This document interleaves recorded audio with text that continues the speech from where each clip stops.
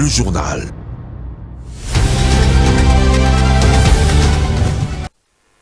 Bienvenue aux 9h sur Mandiko Télévision. Mesdames et messieurs, bonsoir. Les titres.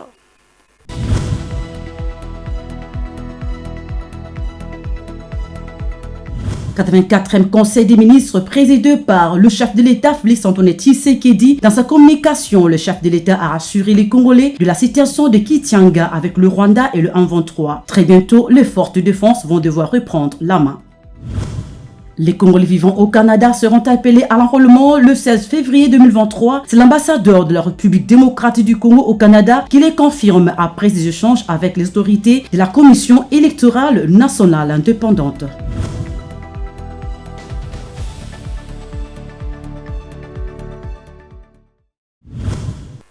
Comme annoncé, le président de la République démocratique du Congo, Félix Antoine Tshisekedi, a présidé le 84e Conseil des ministres par vidéoconférence avec 5 points à l'ordre du jour. Le chef de l'État, en sa qualité de commandant des forces armées de la République démocratique du Congo, a tenu à rassurer les Congolais que des mesures sont prises pour mettre fin aux aventures du Rwanda et de M23. Nous vous proposons un extrait avec le porte-parole du gouvernement, Patrick Mouyaya. Suivez. Compte rendu de la 84e réunion du Conseil des ministres. Le président de la République, chef de l'État, Félix Antoine Tshisekedi Tshilombo, a présidé ce vendredi 27 janvier 2023 la 84e réunion du Conseil des ministres par visioconférence. 5 points étaient inscrits à l'ordre du jour, à savoir 1. Communication du président de la République, chef de l'État. 2. Point d'information. 3. Approbation d'un relevé des décisions du Conseil des ministres. 4. Examen et adoption de dossiers. Et 5. Enfin, examen et adoption de textes. Avant d'aborder le premier point de sa communication, le président de la République, chef de l'État, commandant suprême de forces armées de la République démocratique du Congo et de la police congolaise, a informé le Conseil qu'il a présidé peu avant le Conseil des ministres une réunion des sécurités, consécutivement à la situation sécuritaire qui prévaut à Kitianga en particulier et dans la province du Nord Kivu en général. Il a tenu à rassurer toute la population congolaise en général, particulièrement celle du Nord Kivu en particulier, que toutes les mesures sont prises pour barrer la route aux aventures du Rwanda et du mouvement terroriste M23. La communauté internationale a été de nouveau interpellée par les présidents de la République au regard des conséquences désastreuses que génère cette situation sur les populations congolaises. Revenant sur sa communication, elle était axée autour de 4 points, à savoir 1. De l'évolution de la coopération bilatérale entre la République démocratique du Congo et les Émirats arabes unis. Le président de la République, chef de l'État, a informé le membre du Conseil des détails de sa récente visite effectuée aux Émirats arabes unis à l'invitation de son Altesse royale, Cheikh Mohammed bin Zayed Al Nahyan, émir d'Abu Dhabi, après sa participation au Forum économique de Davos. Cette visite lui a permis de passer en revue avec son homologue les avancées réalisées en matière de coopération depuis leur dernière rencontre le 21 septembre 2021 à Abu Dhabi, spécialement les questions d'intérêt commun à la République démocratique du Congo et aux Émirats, ainsi que celles qui s'étendent à la paix et à la stabilité dans la sous-région de Grand Lac. Le constat général de la coopération entre les deux pays a été unanime. Les avancées sont significatives sur plusieurs plans et nécessitent d'être consolidées, avec notamment la création d'un pool énergétique impliquant la Société nationale d'électricité SNEL d'une part, et la poursuite du processus de valorisation des actifs miniers d'autre part. Dans le cadre de la diplomatie parlementaire, le président de l'Assemblée nationale a échangé avec le président du Sénat kenyan en sa qualité du président du Forum parlementaire de la CIRGL en mission de service à Kinshasa. Les deux personnalités ont évoqué les questions de paix, de sécurité et de stabilité dans la partie Est de la République démocratique du Congo, mais également sur l'ensemble de la région des Grands Lacs. Christophe Mbosso salue l'implication l'engagement du gouvernement kenyan dans le rétablissement de la paix en République démocratique du Congo. Propos recueillis par Viningali Junior. Suivez. Le forum est dirigé par un président. Et pour le moment, c'est le Kenya qui tient la présidence de ce forum. Et c'est pour cela que nous sommes à Kinshasa pour ce faire. Parce que c'est ici où le forum est réellement basé. Je suis venu auprès du secrétariat pour voir le programme qui est fait à ce sujet et voir tous les défis qu'il faut soulever, qu'il faut surmonter en ce qui concerne la paix et tout ce qui est prévu. Aujourd'hui, en visitant le forum, le siège des forums en RDC, j'en ai profité pour venir visiter mon collègue président de l'Assemblée nationale de la RDC, afin que nous parlions de tous ces problèmes sur la paix, la stabilité et tout ce qui se passe en RDC et même dans la région. Et nous sommes convenus qu'en tant que Parlement, nous devons vraiment se mettre et s'asseoir pendant que la région se brille. C'est vrai qu'à un certain moment, c'est les conflits dont on parle, les conflits dans la partie est de la RDC. En tant que Parlement, nous devons jouer un rôle pour être sûr, s'assurer que la paix soit restaurée, non seulement dans la partie est de la RDC, mais dans la région tout entière. D'abord, je remercie mon collègue et la délégation qui l'accompagne pour les sacrifices que le peuple kenyan consent. Parce que dans cette lutte contre l'agression, les forces kenyanes nous accompagnent. Et pour qu'une force d'un pays étranger entre dans un autre pays, il faut quand même l'accord souvent du Parlement du pays. Et à ce titre-là, j'ai remercié le président du Sénat kenyan pour le soutien qu'ils apportent à cet effort de rétablissement de la paix à l'Est. Parlons élection en République démocratique du Congo. L'enrôlement des Congolais du Canada va commencer déjà le 16 février prochain. C'est ce qui justifie la rencontre entre l'ambassadeur de la République démocratique du Congo au Canada et le rapporteur adjoint de la Commission électorale nationale indépendante. Suivez-le au micro de Martin Kayembe.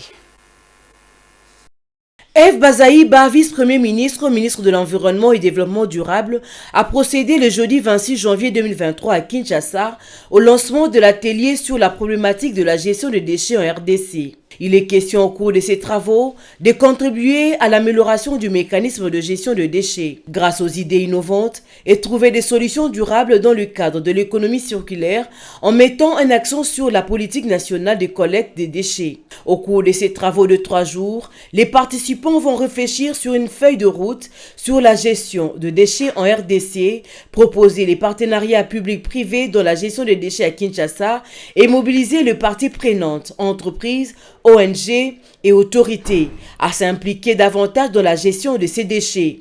La question ou la problématique des déchets au cours de ces dernières années, dernières décennies en République démocratique du Congo est devenue une préoccupation majeure. Et dans la recherche des solutions à cette épineuse question des salubrités qui gangrènent notre pays, les grands centres urbains, les grandes agglomérations, essentiellement la ville de Kinshasa, chef-lieu des institutions, j'ai pensé qu'il y avait urgence finalement de réunir tous les acteurs, tous les experts du domaine pour échanger, afin qu'il soit créé ou mis en place un mécanisme conjoint de gestion des déchets en République démocratique du Congo. Elle a rassuré les parties prenantes de l'application de toutes les recommandations qui sortiront de ces travaux. Aussi, elle a rappelé la nécessité pour chaque partie prenante de jouer sa partition pour atteindre le résultat escompté. Le rapport de diagnostic du secteur de l'assainissement réalisé par le ministère de l'Environnement et Développement durable en 2018 avec l'appui technique et financier de la Banque mondiale indique que le taux d'accès à des manières globales a été estimé à 20% sur toute l'étendue du pays et la production journalière moyenne de déchets solides dans la ville de Kinshasa est estimée à 10 000 tonnes par jour.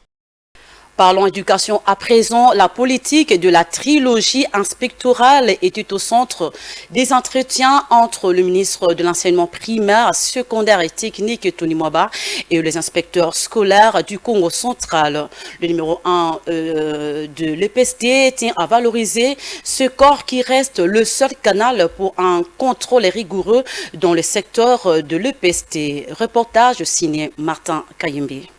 C'est dans le cadre de pérenniser sa politique de la trilogie inspectorat que le ministre de l'enseignement primaire, secondaire et technique, Tony Mwaba Kazadi, a réuni les corps des inspecteurs de la province du Congo central à Boma pour un état des lieux sans complaisance. C'est l'inspecteur général de l'EPST, M. Jacques Odia Musungaï, qui a de prime abord souhaité au nom du corps inspectorat du Congo central la bienvenue et le meilleur vœu pour la nouvelle année 2023. Ensuite, il a peint un tableau peu reluisant du corps inspectorat du Congo central qui n'est pas présentable au point où l'on a trouvé dans une école un chef d'établissement médecin de son état qui est préfet des études. Jacques Odia a également déploré la situation non viable des infrastructures scolaires, la fusion des classes dont les élèves sont des différentes filières, manque des rapports des inspecteurs, déficit d'équipements et matériel scolaire ou didactique, la sous-qualification des enseignants. Face à toutes ces difficultés, Jacques Odia, s'adressant au ministre, a indiqué la stratégie face à tous ces tableaux peints reste entre vos mains. Prenant la parole, le ministre Tony Mwaba Kazadi a rappelé le périple qu'il a conduit au Grand Kasaï, Grand Équateur, en passant par Kinshasa avant de venir au Congo central dans sa thématique.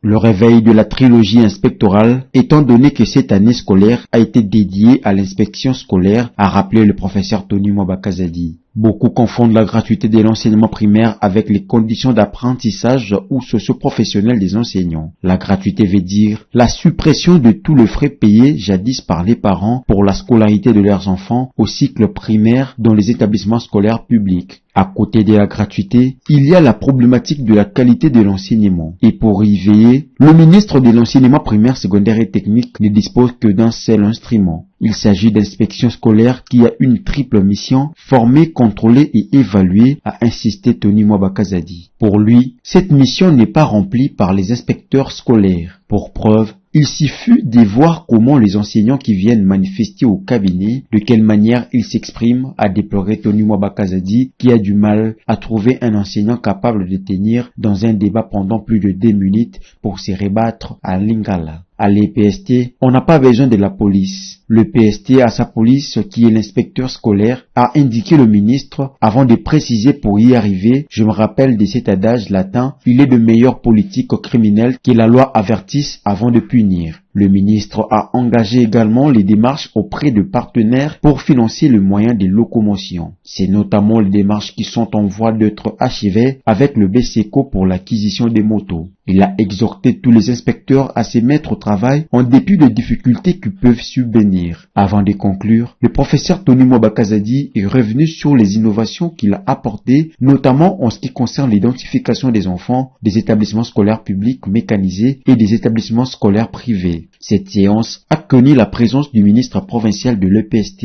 et de la maire de Boma. Restons toujours dans l'enseignement. Le Congo central, parmi les 10 provinces qui vont devoir bénéficier du premier lot des bons du gouvernement central. C'est ce qui justifie la remise symbolique de 200 bons par le ministre de l'EPST à Boma pour les 2 provinces éducationnelles que compte la province du Congo central. Toujours avec Martin Kayembe pour le reportage. C'est dans le cadre du programme du chef de l'État, Pas une école sans banc, que le ministre de l'EPST, Tony Mwaba Kazadi, a procédé à une remise symbolique d'un lot de 200 bancs à Boma, dans les 2 provinces éducationnelles qui comptent la province du Congo central. Dans le cadre de la campagne Pas une école sans banc, le ministère de l'enseignement primaire, secondaire et technique, à travers la direction des infrastructures scolaires, nous avons signé 6 contrats avec des ONG locales pour la production de 60 000 bancs en raison de 10 000 bancs par province. Il n'y en a que 6 pour la première phase. Et la province du Congo central est parmi les premières provinces bénéficiaires de ce lot de 60 000. Hier, on a parlé avec les inspecteurs, les provinces.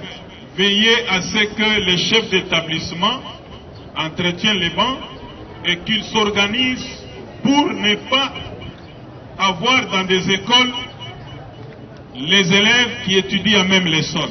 Très touchés par cette remise, les deux patrons de province éducationnelle du Congo central ont remercié le chef de l'État pour le choix de leur province. Mes impressions sont bonnes parce que j'ai constaté que le ministre de l'EPST, Tony Bakasadi, a remis une dotation de 200 bancs sur les 10 000 bancs qui devraient le faire dans toutes les provinces de la RDC.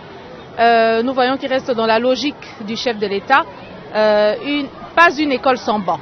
Et nous sommes très ravis de le voir parce que durant toutes ces itinérances, il a manifesté l'amour et sa vocation d'être le premier pédagogue de la République. Depuis que je suis là, je n'ai pas encore reçu un tas de nombre de bancs dans ma province éducationnelle.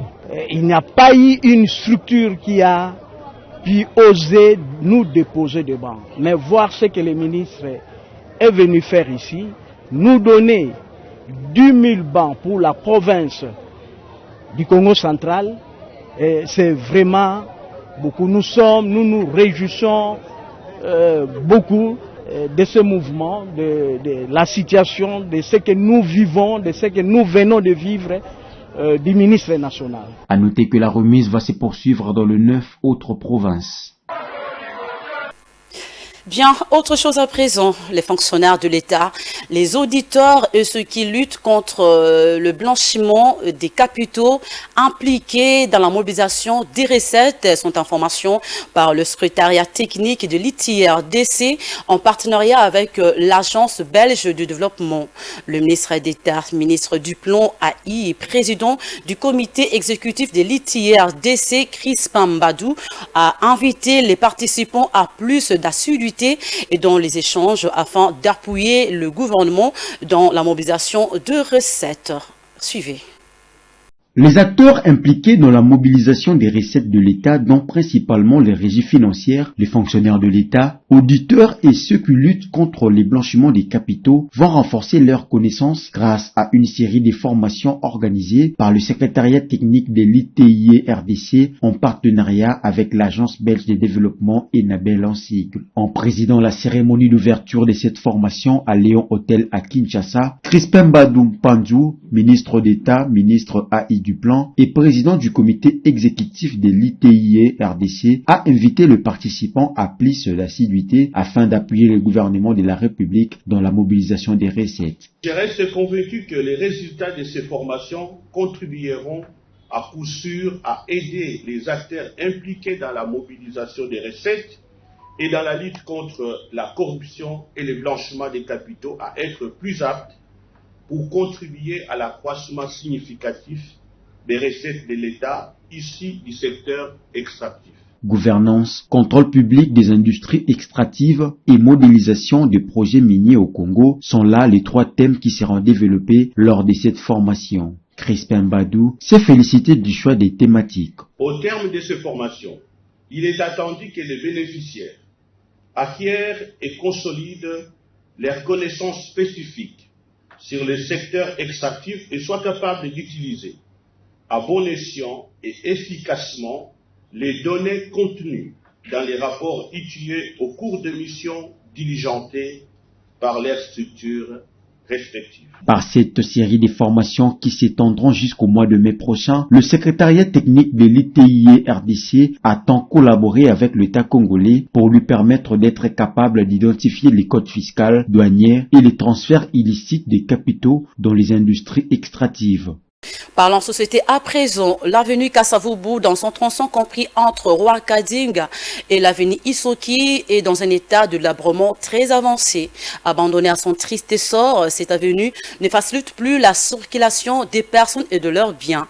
Les usagers de cette route lancent un appel à l'autorité urbaine pour sa réhabilitation. C'est un constat fait par Muriel Monsa et Didier Lufumbois. Suivez. La ville-province de Kinshasa, miroir de la République démocratique du Congo, a besoin des infrastructures routières en bon état pour permettre les échanges commerciaux, gage du développement. Malheureusement, sur terrain, l'état de certaines artères laisse à désirer. Ici, nous sommes sur l'avenue Kasavubu, dans son tronçon compris entre les avenues Rwakading et Isoki, dans la commune de Kinshasa. Depuis un certain temps, cette route ne facilite plus la circulation des personnes et de leurs biens à cause de l'état de délabrement très avancé, comme le témoignent ces images. Cette route ressemble à une piste cabossée, même une rivière. Pourtant, celle-ci est la principale porte d'entrée pour se rendre dans la commune de la Gombe. Traverser sur cette voirie à moto ou en voiture devient de plus en plus un spectacle inédit. Les usagers ne savent plus à quel saint se vouer. Regardez aujourd'hui à quoi ressemble l'avenue Kasavubu. Autrefois réputée par sa beauté, cette avenue aujourd'hui ressemble à une rivière. Nous sommes abandonnés dans ces coins de la capitale. L'avenue Kasavubu aujourd'hui ressemble à une rivière. Nous voulons l'implication de l'autorité urbaine pour la réhabilitation de cette voirie d'importance capitale. L'avenue Kasavubu, appelée la colonne vertébrale de la capitale congolaise, est d'une importance capitale. Sa rénovation va redonner le sourire aux habitants de ce coin de la capitale.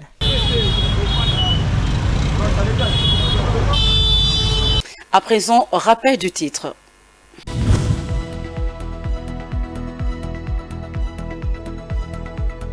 « 84e Conseil des ministres présidé par le chef de l'État Félix-Antoine Tshisekedi. Dans sa communication, le chef de l'État a rassuré les Congolais de la situation de Kitianga avec le Rwanda et le M23. Très bientôt, les forces de défense vont devoir reprendre la main. Les Congolais vivant au Canada seront appelés à l'enrôlement le 16 février 2023. C'est l'ambassadeur de la République démocratique du Congo au Canada qui les confirme après des échanges avec les autorités de la Commission électorale nationale indépendante.